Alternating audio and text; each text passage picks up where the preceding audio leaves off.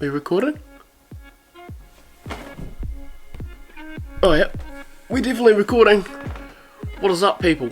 Today this video is about the canals and what we could do to prevent it from going downhill within the next future seasons. Now if you're new to the channel, hello, I'll introduce myself. My name's Dylan, I'm 22 years old and I am from New Zealand and I am a fishing fanatic. I love it.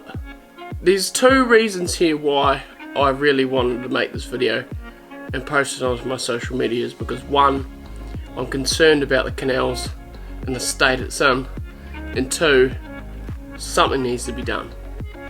So I think we're going to start this video off by just talking about the canals and how it's been fishing over the past few years for myself.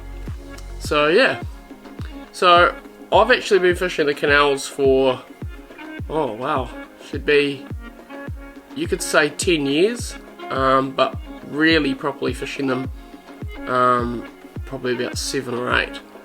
Now I am a little bit concerned about the canals because there's some things that definitely could be worked on to help the fishery.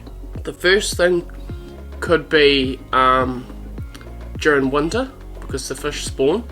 Now I've seen a lot of bad fishing ethics in the canals over winter, with people taking spawning fish and whatnot.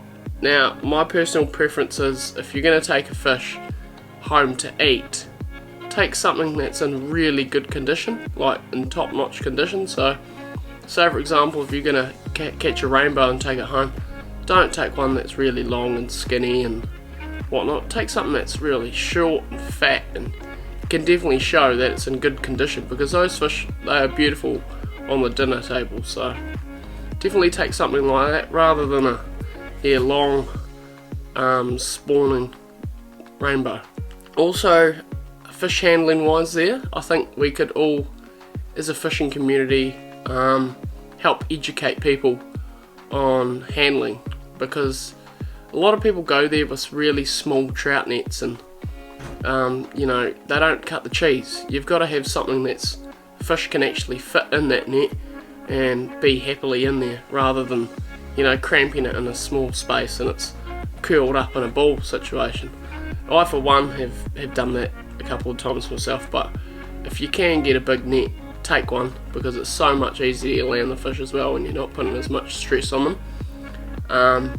And yeah, handling wise, like, always wet your hands or wear gloves. I personally like wearing gloves because I've got really bad circulation in my hands and can't feel them half the time in the cold. So, but yeah, always make sure you've wet your hands, because the trout have got a protective slime, and if you're not wetting your hands, you're taking them off and you can injure them. So we'll try to prevent that as much as possible. Now, if there's people at home sitting there and kind of getting a bit cut because, you know, I've had a lot of people say the canals are pressured because of me. Now I think that's quite funny. I will take a little bit of the joke, but you've got to remember it's the most fishing pressured waterway in the southern hemisphere. You get trout that are world record size. It's TV shows go there. You know, people from all around the world travel there for those trout, so you can't just blame me. And you know, I feel like that's a bit shit, to be fair.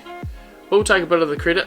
I mean, hey, I like making videos there and stuff as well, but remember, there are other people there who make videos and go there, not just me. So yeah, well, I thought I had to add that in. And also, yeah, I think we could help prevent the fishery declining in a way is some sort of catch and release method through winter. I think that would definitely help. I personally think you could keep the canals open during winter, because, you know, there is a lot of fish there, and a lot of the fish actually spawn at different times of the year. Like, I've seen trout spawn in summer there, so, and it really helps the Twizel community get tourists and people through, so they're all earning money at the same time. And if you shut that canal for winter, a lot of those companies would be struggling.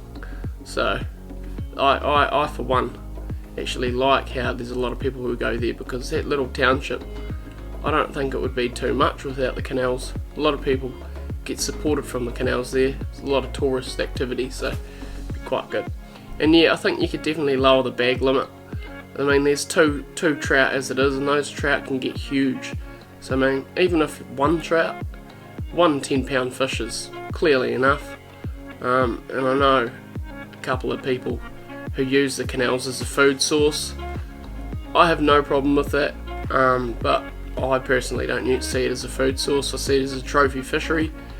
And if it was any different, if it was a high country river, you know, making 20-30 pound trout, you'd get very frowned on for taking fish out of it. So do you really want out now? My cat wants out. It's been a pain in the ass. I've got to let the cat out. What is it with cats? I swear, whenever I'm doing something or sitting on the couch, it decides it wants to go out. So sorry about that, team. But yeah, I definitely think the canals could be handled better. And otherwise, I did talk to Fish and Game not that long ago, because I said I was concerned about the fishery, and they said that they had actually done a fish survey there.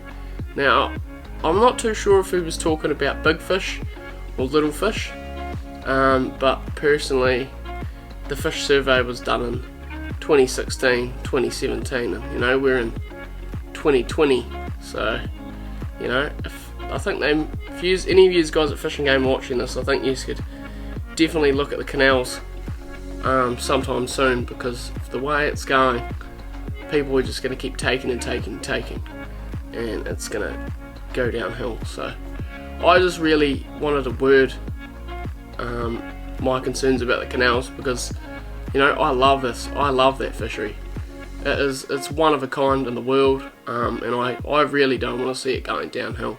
So if we could all work together as a fishing community, you know, and try to prevent some things from happening, and you know, see if we can get it in a good way, that would mean the world, not to just me, but I know for a fact everyone who fishes it. So I'm going to end this video with a bit of a fishing montage from the canals.